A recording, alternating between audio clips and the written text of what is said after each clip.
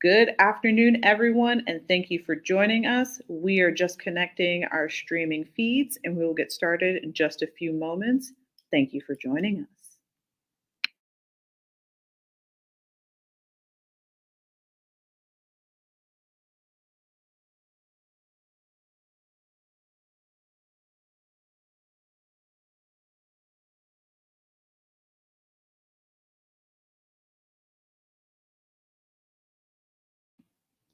And we're all connected. So,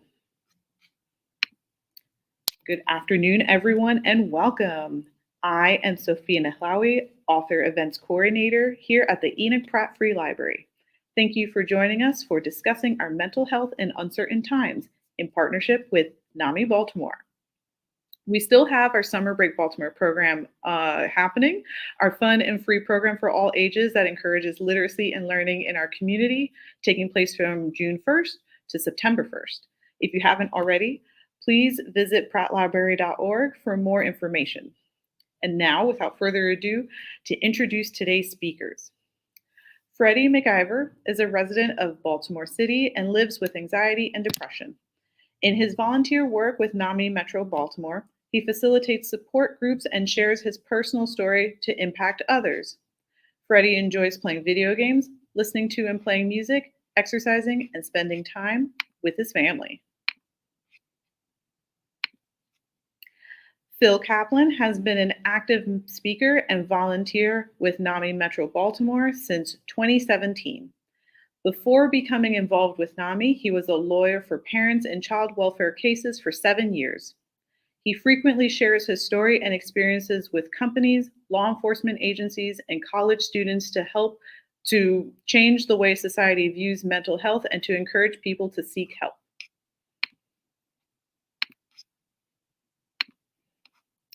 Sandy Paluzzi is a retired entrepreneur who just happens to have a mental health diagnosis of major depression with psychotic features. Since retiring, she has become an award-winning published author and a mental health advocate who works to diminish the stigma surrounding mental health and give hope to others. Hi. And finally, Clarissa Taylor Jackson is a community organizer and community program professional with over 13 years of experience serving Greater Baltimore. Clarissa is the Director of Programs and Outreach for NAMI Metropolitan Baltimore, where she connects community organizations and families with free mental health education and support resources. She is also the president of the Metropolitan Baltimore National Panhellenic Council and the president of the Baltimore County chapter of Sigma Gamma Rho Sorority Incorporated, where she spends countless hours serving in the community. So now, without further ado, please welcome everyone already on stage. Thank you so much. Thank you so much, Sophia. Thank you so much, everyone, for joining us. And thank you to our panelists. Really quick, before we dive into today's conversation, I just wanted to give a little background on NAMI and who we are. So NAMI, if you didn't know, is the National Alliance on Mental Illness, and we represent the Metropolitan Baltimore affiliate. We do work and service in Baltimore City and Baltimore County. In a nutshell, we provide free mental health education, support groups, presentations, and conversations like this, all for the benefit of ending mental health stigma. And so today, our panelists are going to have a very frank conversation about their journey through mental health and wellness. And so I want to dive right in. I want to be mindful of our time. All of you who are listening are probably regulars, you know how to do this. Send your comments in the chat and we will be able to get to them. If not during our conversation, certainly during the Q&A. So first question for all of you, and I'll just go in the order that you were introduced, Freddie, Phil, and then Sandy. Okay, so first question, tell us a little bit about yourselves and your involvement with NAMI Metro. Well, first and foremost, thank you very much, Clarissa. And thank you, Sophia, for this opportunity to just share a little piece about myself and my journey. So my intro with introduction to NAMI actually was kind of a funny story. I actually joined a support group via Facebook. And the director of the Facebook group, Kelly Diana, she was actually a former employee with NAMI Metro. And she posted some information about, what NAMI is and some of the resources they have. And I was like, all right, well, I trust this lady by now. She's helped me a lot. So gave it a go, found out who they were, got affiliated, joined up with them, started volunteering with them, and have not looked back since. That was literally about a year ago. And like I said, I've started volunteering with them, um, overseeing some support groups and doing presentations like this. I'm very grateful and humbled to be able to share a little bit about myself. So that's pretty much it in a nutshell, how I got involved with NAMI, how I started with NAMI. And as I'm just looking forward to just being able to do more with NAMI. Perfect. Bill? Thanks, Clarissa.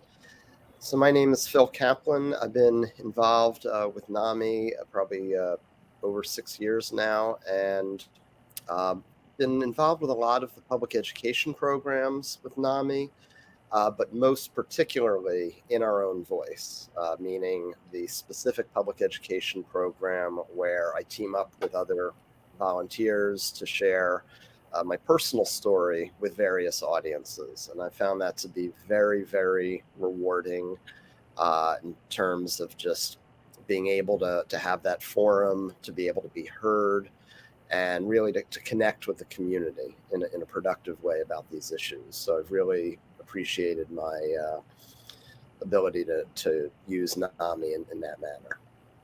Perfect. Thank you, Phil. Sandy? Hi, thank you, Clarissa. I've been with NAMI, I would have to guess, about 15 years now. And during that time, I have at one point or another been involved with every single one of the programs for us who have mental health diagnoses. Right now, I do a lot of telling my story, particularly in behavioral health unit of a hospital. And I train others to tell their stories and to facilitate support groups. What I most get from NAMI is a feeling of community. The first time I would meet Phil or Freddie, I would know that I would have something very strong in common with them, and I would instantly feel comfortable with them. And I do the work I do because I was hopeless when I was depressed. And I want to share my story to give hope to others. Thank you so much, Sandy. You reminded me of something that I missed, but I'm glad that I missed it so I could bring it up in this moment. So many folks don't know, but our programming is catered towards individuals living with a mental health condition, but then also family members, caregivers of folks who are living with a mental health condition, all again to the benefit of ending mental health stigma. So this camaraderie that you hear, and certainly what Sandy was talking about, finding fellowshipping with other folks who were living with mental health condition, maybe not the same condition that she's living with, but that camaraderie of being in a room with folks who know what it's like to navigate wellness. And on the other side, if you are a caregiver, being in the room with folks who understand what it's like to be a good caregiver, a supportive caregiver, as your loved one is navigating wellness is invaluable. So thank you for bringing that up. So let's dig a little deep. Let's get right into it. So can each of you, and again, we're just going to keep the same order, tell us how your mental health journey began. That's right. Yeah, thank you, Clarissa. So my mental health journey actually started about 2 years ago. About 2 years ago. I was incarcerated back in June 2019. Me and my girlfriend at the time had a altercation that led into a physical one, and I got arrested for an assault charge. Was detained for a couple of days, got out, lost my job, lost a lot of my resources, lost sense of, just where I was, who I was. I was very much in a dark place. Had to go back in with my mother, and basically start over. Had to find some kind of work, some kind of stable employment to keep up with the bills that they never stop. So during that time, I became very depressed, very angry. I was anxious all the time, had headaches about every day, if not every other day, and it was a really daunting and like hopeless time in my life that I've never experienced before, and I didn't know what it was at the time. And it wasn't until, thankfully, a blessing in disguise, I had to go through a counseling program, which I deem as therapy, because that's basically how I viewed it, how I treated it, for my charge. And so I was a part of a group of other men, other African American men, some Caucasian men. It was very diverse, but it was a lot of men basically that had similar charges, that were going through similar things, and had to go through the program. So that started my journey. That really started my approach to talking, speaking out, the benefit of doing that, because I met with the therapist, the counselor, early, way before the group session started. So that started my whole mental health journey. And since then, it's been just a deep dive into what it was, what was really going on in my head. Found out that it was depression, and anxiety. So those are things I still live with. But since then, it's just been working on ways to manage it, to cope with it, to deal with it, to live with it. And that's been the biggest challenge, is living with it, because I'm pretty sure the rest of the panel can attest. Like, it's not a journey that you come to the end of. It's something that you literally still go through day by day. You have some good days and you have some bad days, but you still are moving towards just continue to better yourself. So journey started back in 2019, and I'm still on it. Don't regret it, because I needed to have that awakening, that eye-opening experience. But yeah, that's just a little bit of where I am now and how it started. No, and thank you. And the reason why we phrase it as a journey, because it is a journey. It's a lifelong journey, and it has ups and downs, and it's changed, and it's different and nuanced. And certainly Phil and Sandy can attest to how things have changed for them. But yeah, I'm glad that you pointed that out, because we say it's a journey because it is a journey. Yeah. Phil? Thanks, Clarissa. So I'm 43 years old. My issue has been depression, struggled with serious depression, and fortunately I'm doing much better now. But it began around my mid 30s. I was working as a lawyer. From, outside view, I was highly functional. I probably looked very successful. Looked like I had a very successful life. I was a courtroom litigator in the child welfare field.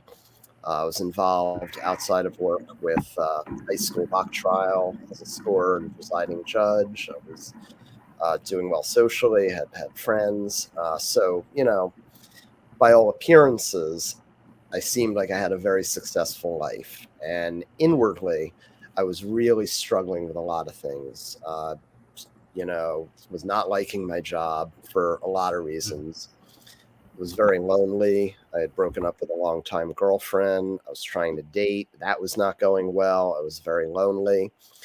And as the time passed, these problems escalated into clinical depression, where I couldn't simply pretend that I was just trying to work out some life problems. It really got to the point of interfering with my life and bringing me to some really, really despairing places.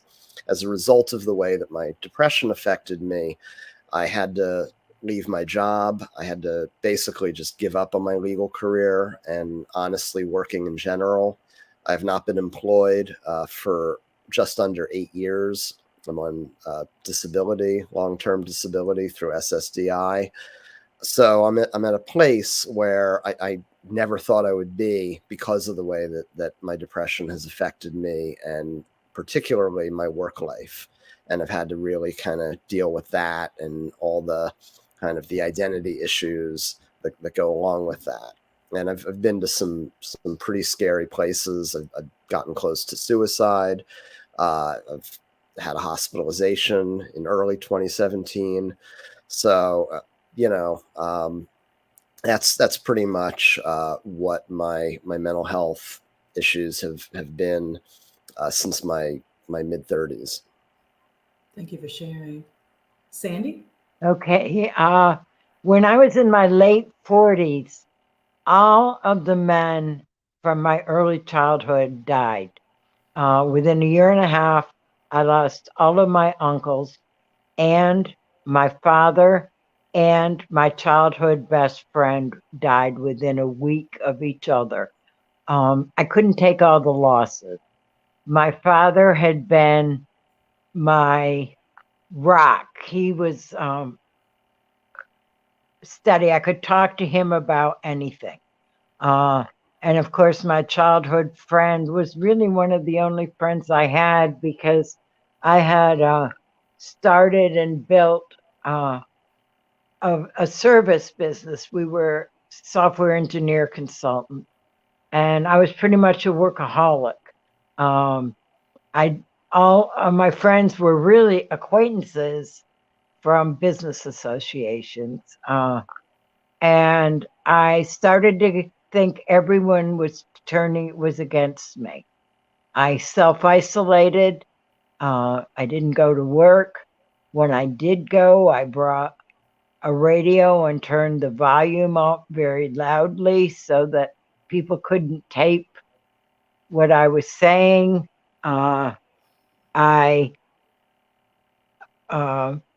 Surprisingly enough, my employees and my clients stuck with me. And in fact, it was one of my employees who talked me into going to see a psychiatrist by saying that if the FBI subpoenaed them, they would have to testify against me. But if the FBI subpoenaed my psychiatrist, they'd get nowhere because of doctor-patient confidentiality. So that was my entry into recovery. And indeed, he gave me medications, which got me to the point where I could undergo therapy. I could go back to work and be productive, very unhappy, but that was typical for me. So I went off my meds because everything was okay and skyrocketed down again and lost everything. But I continued with my therapy, moved in with my mother. My mother found me therapy and paid for it and paid for my psychiatrist. And it took a long time and a lot of affirmations, a lot of hard work on coping skills. But I've been symptom-free since 1999, and I'm relatively stable. Like Freddie said, it is a journey, and there are bad days, and some days you wonder if you've started at all, if you've come any very far at all. But most of the time, I'm quite comfortable with my journey and where I'm at. So thank you for sharing, Sandy. So this is good. Each of you have kind of touched on, obviously you answered the question, but you also touched on some of the things that you learned along the way on your journey. And so for a minute, can we just sit and talk about what your treatment has looked like on the journey? Because I've had the privilege of knowing some of your stories, or at least a piece of some of your stories. And so I know that treatment kind of looked different even for you in one stage to the next. So if and we can start because life happens. So listen, I saw a baby. Anyway, so if you can just to what you feel comfortable sharing, can you tell us what your treatment journey looked like for you over the course of, and I know your journeys are different, and some of them, we have a little bit more time on the journey, but can you just talk to me about what treatment has looked like for you on your journey, starting with Fred? Yes. So, and again, I'm sorry, life happens. Little one woke up from a nap. But treatment for me has been I would say a little unorthodox because I didn't get treated per se.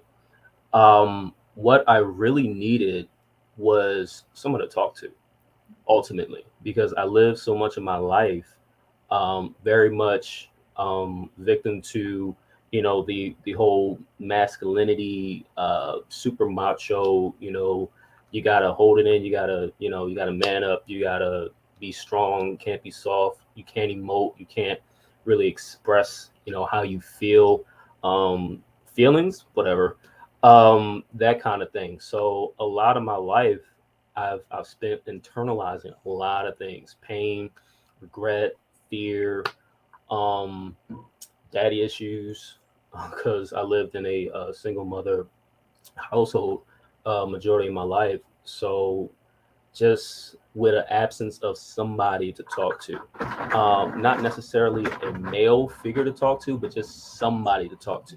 And it just so happened that the therapist that oversaw my sessions was an African American male, and so it was the best of both worlds because I had an older male, an older African American male that I could speak to, that was able to relate to things that I was going through, because he literally lived in the city, literally about 5-10 minutes from where my mother was living. I can't make this up. So he was already accustomed to, the kind of lifestyle that I was exposed to, because he was exposed to similar things. So I had that relatability that I was able to garnish with my therapist. So that was ultimately the greatest treatment that I could have received. Thankfully, I didn't have to take anything medically for it, but the talking, the being open, and just being vulnerable and being willing to just share and talk to a complete stranger um, at that time, and just be able to just unload and just be real, has been the greatest treatment for me. And it's been that way since. I still communicate with him and things like that. He still checks in on me. We still have sessions, but thankfully I don't have to pay for sessions anymore. But it was very much just needing to talk. And so even outside of that, having to find my own ways to continue to cope and I guess self-treat, for lack of a better word. So it was definitely I love what Sandy mentioned earlier, affirmations. That was one of the first things I discovered: affirmations, meditation, self-talk, those kind of things. I literally just, like I said, when I said I deep dive, I went all in, like finding out what mental health was, why, what was affecting me, what was going on with me. And those became some of the tools that I put in my little toolkit to, like I said, self-treat and keep myself stable and keep myself grounded as best I could. So I'm sorry about all the background noise, but that was those are just some of the ways that treatment has looked for me personally, and how it's looked for me since my journey began. And I like what you said about toolkit, because I say that all the time, that the programs that we provide, the tips that we share throughout all of our programs really are things to add to your own personal wellness toolkit, because mental health looks differently. Same condition can look differently from one person to the next. So does treatment. It's completely different one person to the next. And even it changes in one person. What worked before, you may need to, as years go on, try something new, because that is the nature of wellness. And so I'm trying to slide right on into Phil and his journey. So Phil, you got it. I tried to hand you the ball. Thanks, Clarissa.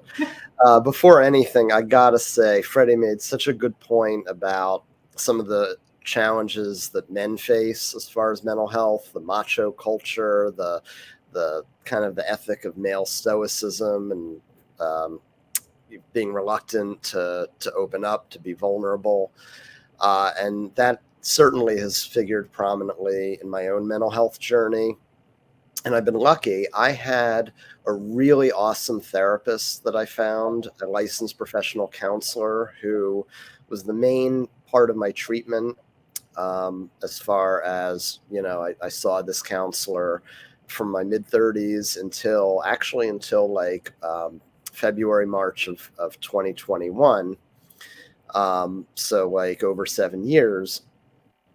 But I saw him twice a week.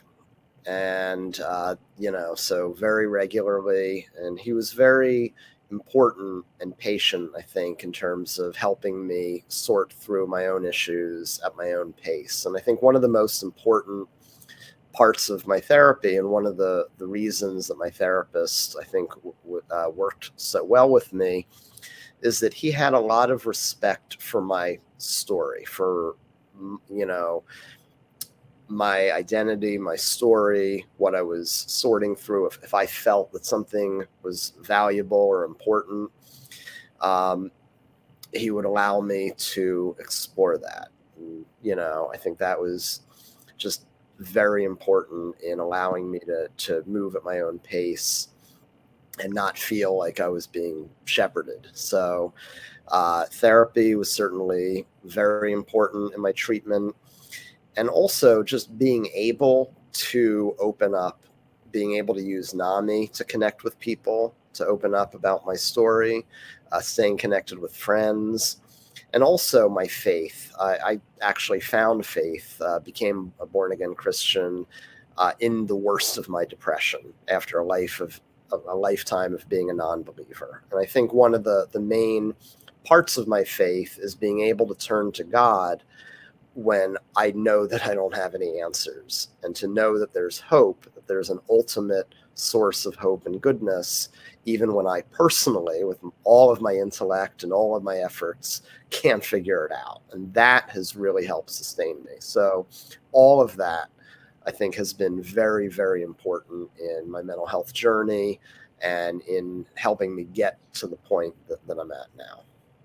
And I really like everything that you guys are saying so far, because again, these are your personal stories, but I know that your stories are resonating with someone who's listening. But one thing that I gleaned from what you just said, which is piggybacking off of what Fred said, which was you both were able to find, for when you needed, someone who could relate to you, a provider who could relate to you. And sometimes I don't know that we think that if we do get linked with a provider that we could change them, or that, like maybe we just get what we get. But it's you guys, you both illustrated the importance of having a provider that understands and respects your unique journey as you are achieving wellness. That was very important, because I think it's something we don't always think about, that our providers are equally as important.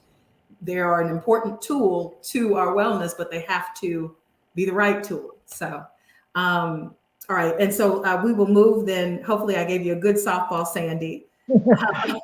So I also found a therapist I could really talk to. And like Freddie and Phil said, that is so important. Well, I definitely am not a man. I was a software engineer, and back then that was very unusual. I was like a pioneer in the field. And I worked with all men who had this thing that women were emotional. And so I felt I had to be very unemotional. And I felt like I had to be 100% professional, and nothing could bother me. And the stress from that alone would have been enough to put me under, because as everyone knows, that's just not possible to maintain that long term. But I take an antidepressant. At times I took an antipsychotic. I'm off that now. I talked to my therapist for years until she moved to Florida. And when she moved to Florida, we both decided that I was okay on my own, that I didn't need to find a new therapist and continue. I've been very active in peer work, and I really believe in peer work. And there is a woman that I met through NAMI years ago, and she also is pretty far along in her journey. and we have become each other's peer mentors. And we talk at least once a week. Just, I mean, sometimes it's just, how you doing? Fine. How you doing? Fine. Sometimes it's like, I got a new dress, I gained a few pounds. But if we need to really talk, we have each other. And I think that no matter whether you have a mental health problem or not, I think the ability to communicate with at least one other person is vital. Yeah. No, I like that. That was it. And so you've talked us through how your journey began, and then you talked about what has been helpful to you, and the fact that you were nimble enough to continue to find what works. And thankfully, NAMI, working with NAMI, is a part of that wellness journey. So talk to me then about what you're most proud of along the way. What are you most proud of? And I think I know what Phil's is, but what are you most proud of on your journey to wellness to right now, Fred? To right now, current day, what I'm most proud of is, I would say, the progress. And, the journey being a journey, like literally no end.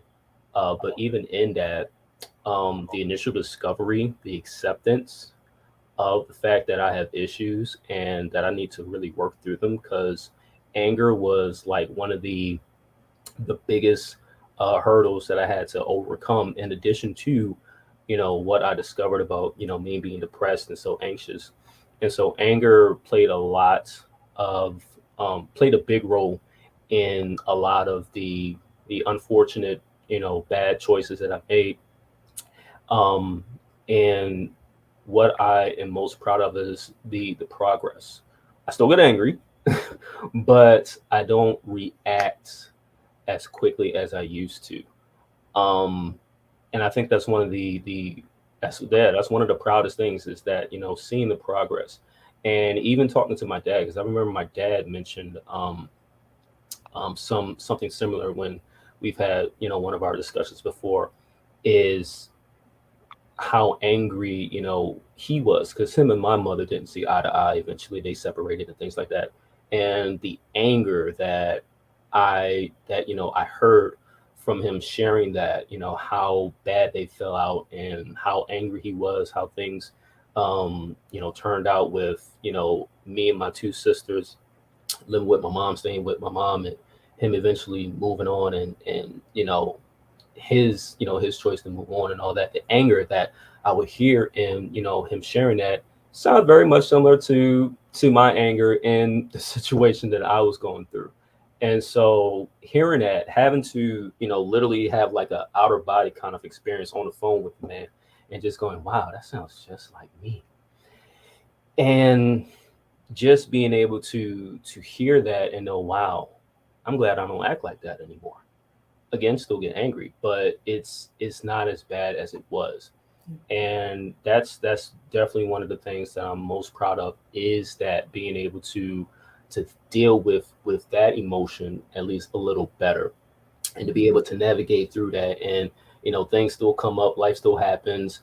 I still get upset with things, but I take time to like really process it. And I think that's really an attest to like the therapy and the counseling, because it was like a slow burn, for lack of a better word, because it was 26 weeks. And those first couple weeks, I was very much angry. And it was really hard to get through me, as well as the other men that were a part of that group. But once those walls did come down, it was easier for us to talk, come in, share, say, hey, how you guys doing? That didn't happen the first couple of weeks. After a while, it was, hey, how you doing, brother? How you doing, man? Hey. And we had conversations before the sessions, during the sessions, after the sessions. It was so much easier to like really start to talk and share amongst ourselves. And it was only possible once those walls came down.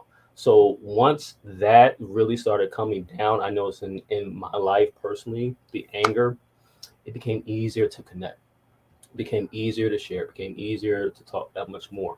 And even with NAMI, when I started volunteering with NAMI and started sitting down in some support groups with NAMI, hearing these different stories, and these different individuals with their own unique stories and their own unique backgrounds, it was very humbling and made my, journey thus far seem like a slap on the wrist, because these are people that are going through worse, situations, living with worse situations, but seeking support, seeking help, knowing that this isn't the end all be all. Um, that's another thing that I'm proud of. It's just being able to give back, being able to offer some form of support in any way possible, and just to continue to push the envelope of just trying to do better than what was before in my generation, in my own bloodline, in my own my parents and their parents before. Having these kind of conversations was definitely taboo, when I was coming up. So it's quite a lot, but I would say the two things is really being able to manage and process my anger better, being able to open up more, and that has helped a lot. I got married by allowing myself to open up.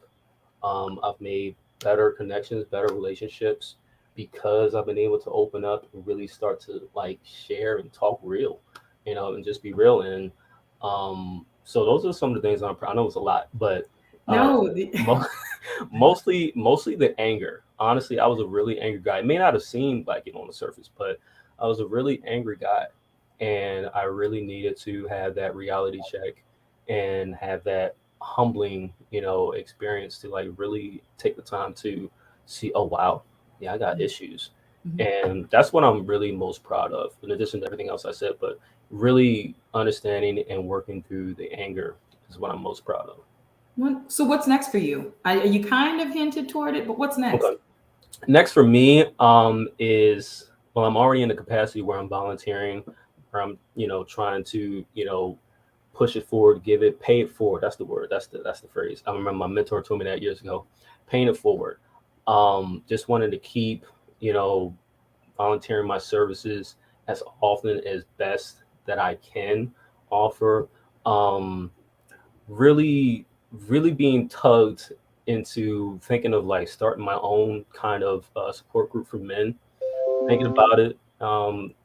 Still got a workout schedule, timing, and days and things like that. But I'm really thinking about doing something like that because it was so beneficial for me.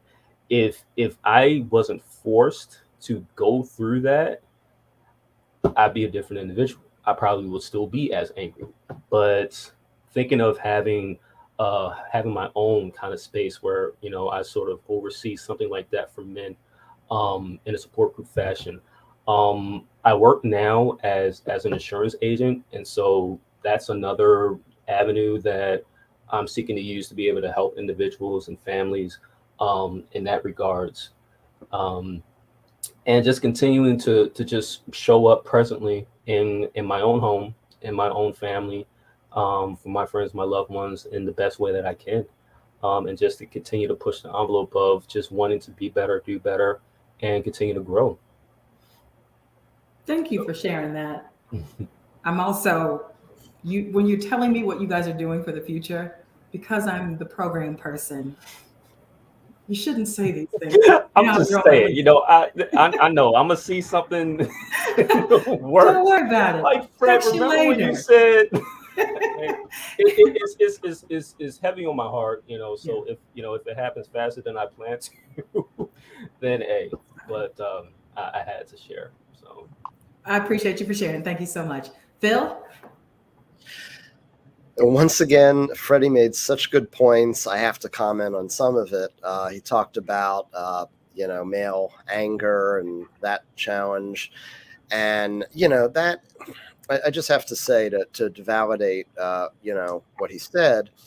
I think that's something that a lot of men really struggle with. I think that a lot of men are told, I think we're often told as men, you're allowed to be angry, you're allowed to pound your chest and be scary, but you're not really so much allowed to open up or show the softer emotions.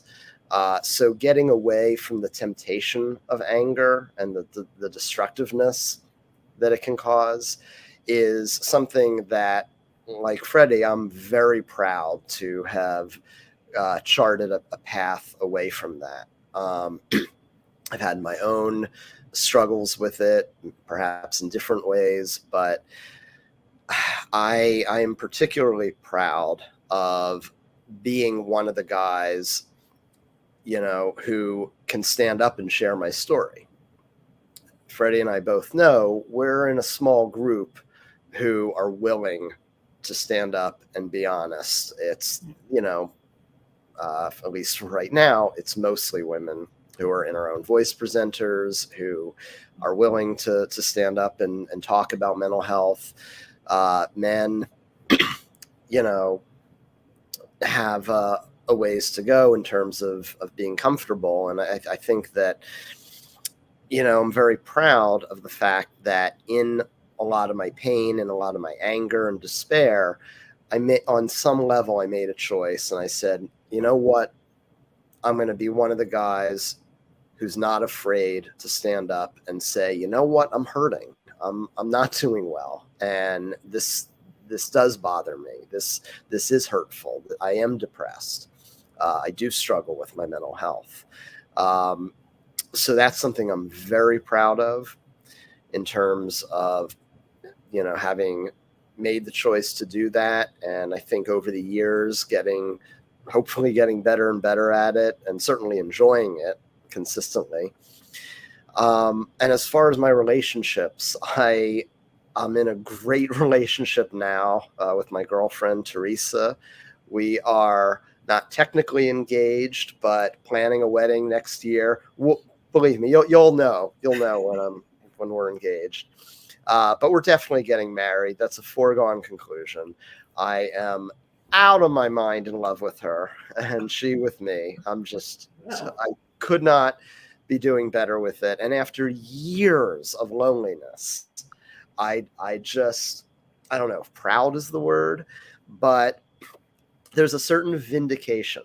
It's weird. It's like there's a certain vindication in having been so lonely and so despairing in many ways about my loneliness for years, having no idea what to do about it. And then now being in this relationship with this woman who values me for exactly who I am. And I am so proud and happy that I held out. I didn't succumb to despair. I'm still here. I still, kept being the person that I know that I am. So that's probably the proudest of what I've been through and what I am. And you kind of shared, but what's next? What's next? Other than get married at some point. Absolutely. I also, it's interesting. Again, not to steal from Freddie, but I also have really, really thought, and I don't know exactly how or what form it will take, but I really do feel like there has to be some movement or discussion group or something for men to help men move forward in terms of being more open and feeling safer in talking about things that are bothering them. I want in some way to be part of that. I know I'm going to continue to do these presentations when I can. Awesome. So. And don't worry, I too have your number. So anyway, we'll be in touch. All right, Sandy? First of all, well, it's wonderful to have other women presenters. I really admire you both, Philip and Freddie, for having the courage as men to stand up there, because let's face it, when I talk to the psych ward, there are men in the behavioral health unit, and it would be wonderful if occasionally they saw a male up here presenting. And so after saying that, I will say that the thing I'm most proud of is that I like myself and I'm kind to myself. I used to be really mean to myself. I put myself down all the time. whenever anyone would compliment me, my mind would go to, if you only knew, like there was this big, deep, dark secret that marked me as a horrible person, and it was going to come out, and people were going to know that I wasn't as good as they thought I was, or as smart as they thought I was, or as I wasn't anything they thought it was. And now I used to put myself down all the time, you know, oh, you're stupid. Oh, you're a crazy lady. Oh, you're this. Oh, you're that. And I don't do that anymore. When I make a mistake, I just say, okay, you made a mistake. Where do we go from here? And I praise myself for the things I do right. I treat myself the way I've treated other people. And that is what I'm most proud of. Where to go from here? I had the opportunity for 7 years to do one-on-one peer mentoring with seniors who were depressed, not severely depressed, not major depressed, but depressed and unhappy with their lives. And I worked with them to give them better coping skills and a more positive self-image. The funding dried up on that, but I hope to do that again in the future. Clarissa, there's an idea for you. Listen, if you only knew, if you only knew.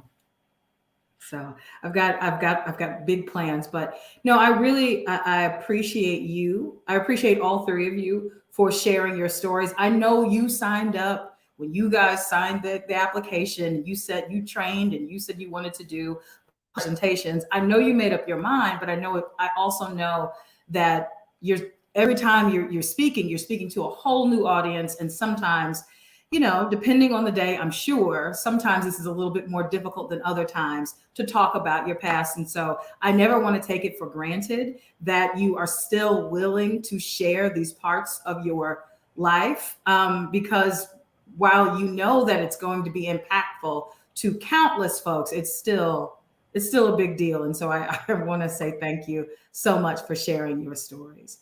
And I know, we're good. We're doing really well.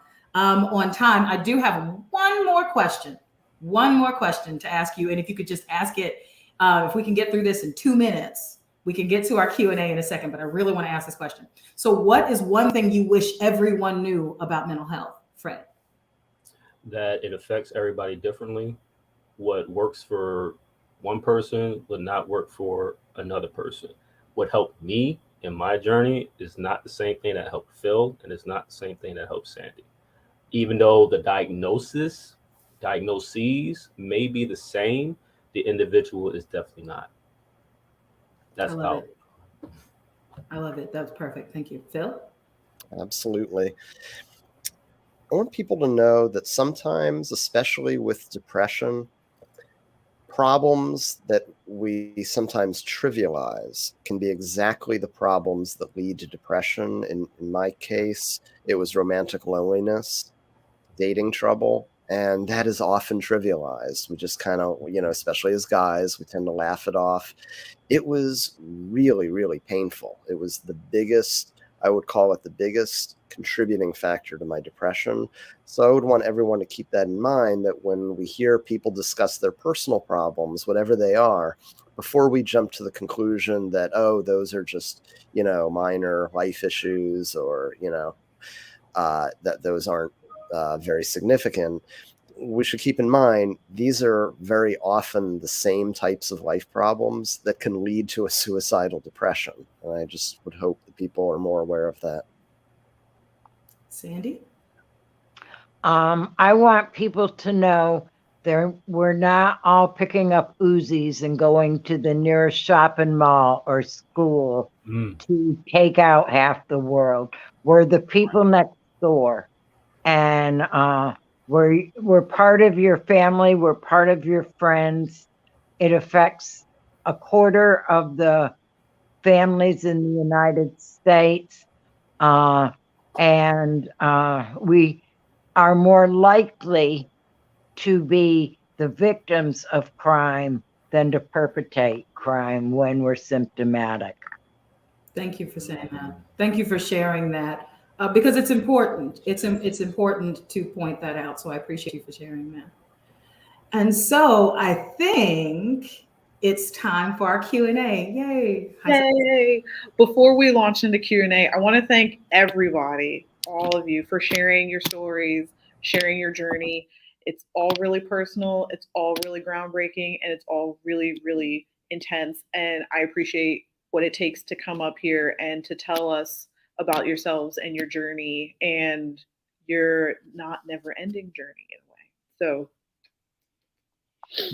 Thank you. So we've got some questions from the audience. I will launch right into them. Our first one is, what would the panelists suggest would be the first steps when someone feels they need to reach out for help or someone to trust when in a crisis? The first step for someone seeking help, or someone seeking help for somebody else? Is it somebody seeking help? I think it's more seeking help for yourself. Oh, seeking help for yourself. Definitely do as much research as you can.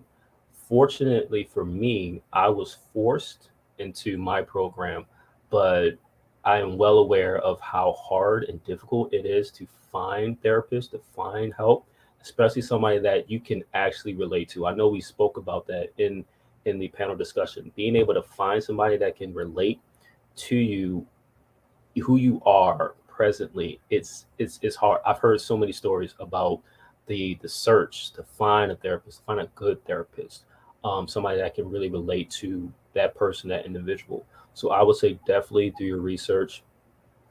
Excuse me, sorry. Definitely do your research, looking into a therapist that is a good fit for you.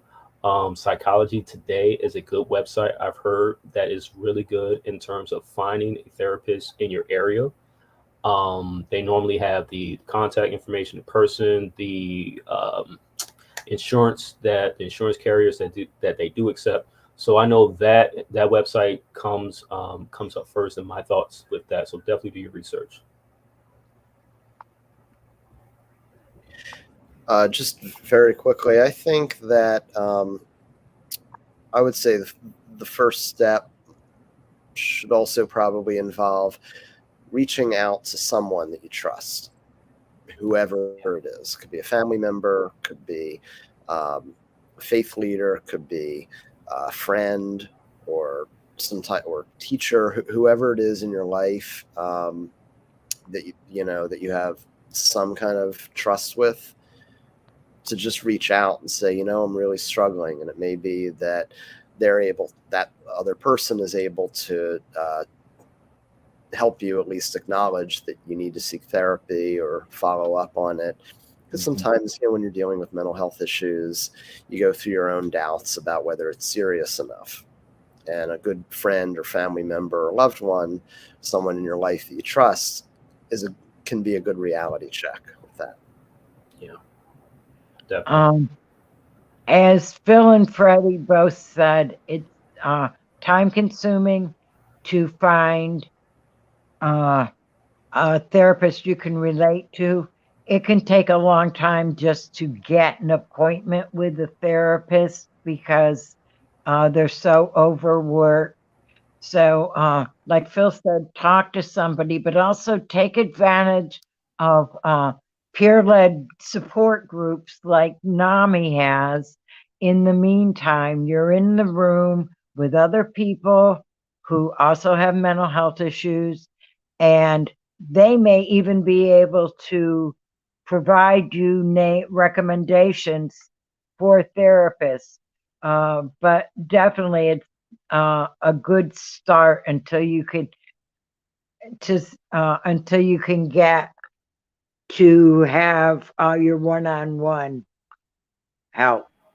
And I would just add really quickly that a really easy way to start the conversation is, many of us, not all, but many of us have primary care physicians. I would literally share that I'm not feeling like myself with my primary care physician, which will then trigger referrals. So that's a really easy way that we can also seek help. Awesome. Okay. Another question. what's the best way you have personally found to address mental health stigma when you've been confronted with it? I'm sure, like, not even I'm sure, mental health stigma is very prevalent. So, any tips or tricks to talk about these things? Well, I think it should very much spark in a conversation. Of course, a safe place, because the last thing any of us would want is to be sharing something with an individual or group of individuals that are going to just tell Tom, Dick, and Harry about what we literally just shared with them.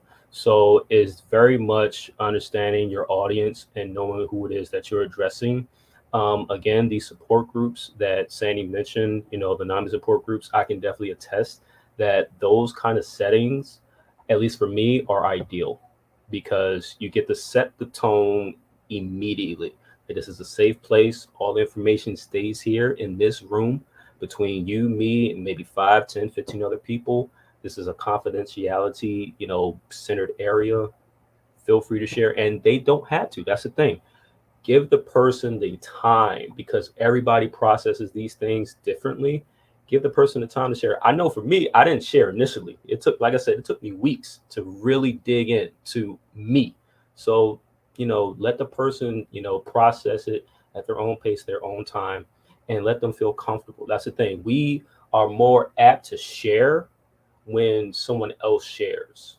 It's like it's contagious. It's like an energy, sort of transference. Like, this person just shared themselves vulnerably with me. All right, let me go ahead and return the favor. It's like we just feel obligated to. So I would say definitely understand the audience, understand, who you're sharing with. Definitely what Phil and Sandy touched on in the previous question, reaching out to somebody that you trust, that is going to, is able to hold water, before, you just go out and share with anybody. You got to, be willing to start having that conversation with someone that you do trust. All great points. And I would just add to that it's helped me to have a certain amount of faith that when people are held back by stigma, or they say things or do things that indicate stigma, it doesn't come out of some evil. It's just fear. It may be just not knowing certain things. And, who are the people who perpetrate stigma? Well, we all kind of do. People who suffer mental illness, perpetrate or perpetuate stigma.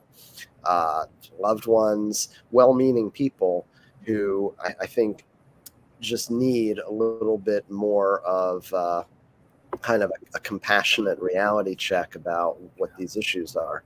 So it's helped me when I'm confronted with, possible stigma, to just kind of go forward anyway and say, hey, to keep myself from getting angry or offended, and just to say, look, this is the reality. This is what the truth is here, and to kind of allow them to grow from that.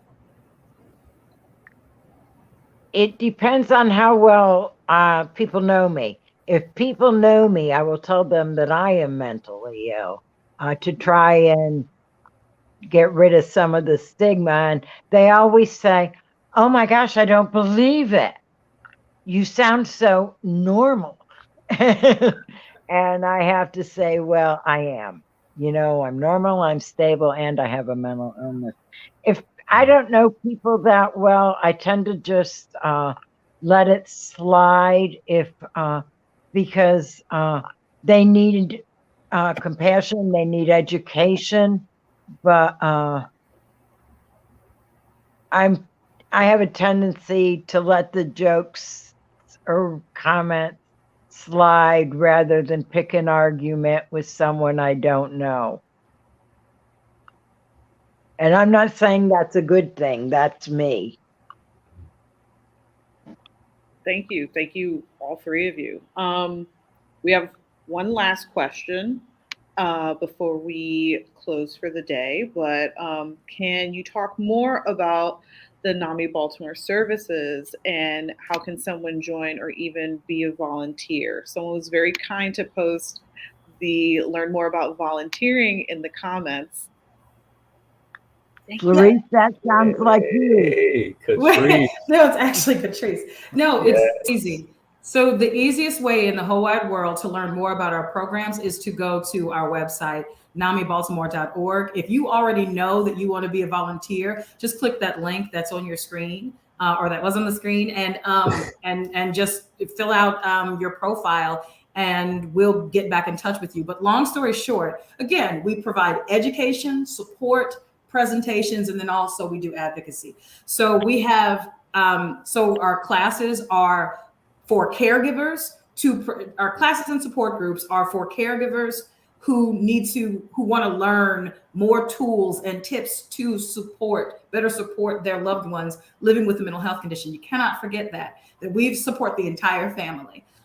So those that are supporters of individuals living with a mental health condition, we've got free classes and support groups and presentations for you.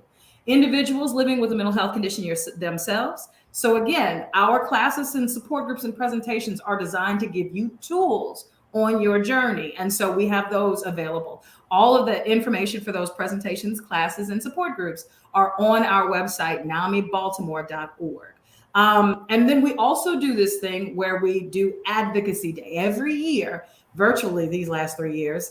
We've gone to Annapolis, but when things are better, we will physically go to Annapolis and advocate for better treatment, support, resources for folks living with a mental health condition. We all have stories of folks who've gotten great treatment, and then we've got stories of folks who are still kind of trying to find what good treatment looks like. And so we are always advocating for more funding, better resources to support our community, because our community is 1 in 5 individuals, which means if you yourself aren't living with a mental health condition, maybe you and your immediate family, you're not living with a mental health condition, you know someone who is living with a mental health condition. So it's all of our jobs to end the stigma about talking about mental health. And if you want to learn more about us, just go to namibaltimore.org. Yeah, namibaltimore.org. Yeah. I had to think about it to learn more. I have posted the link in the comments as well. That's what that was. I missed it. Thank you.